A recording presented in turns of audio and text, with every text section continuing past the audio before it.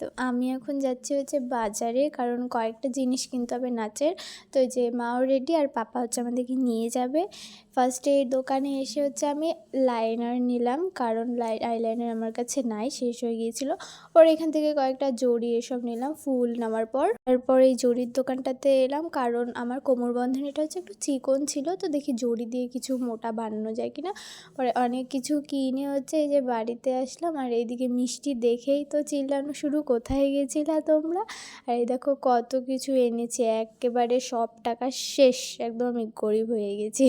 আমি তো না, মানে আমার মার গেছে আর কি। তো যাই হোক, তারপর খাওয়া দাওয়া করে রেস্ট করে এখন যাচ্ছি হচ্ছে প্র্যাকটিসে। ফার্স্টে বারবিদির বাড়ি যাব, তারপরে এই যে দুজনে মিলে এলাম দিদির বাড়িতে। এখন হচ্ছে আমরা ওপরে যাব, গিয়ে দেখি এরা বসে আছে। তো কিছুক্ষণ গল্প করার পরে সবাই যখন আসবে তারপরে যে আমরা ছাদে চলে এসেছি।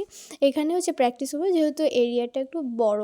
তারপর প্র্যাকটিস করার পরে এই যে চা নিয়ে এসেছিলো, চা খেয়ে দিয়ে এখানে আমরা আধা ঘন্টা গল্প করেছি। এখানে এক একজন এমন এমন ওদের ছোটোবেলার কথা বলছিল, এত হাসছি এত হাসছি, মজাও লাগছিল।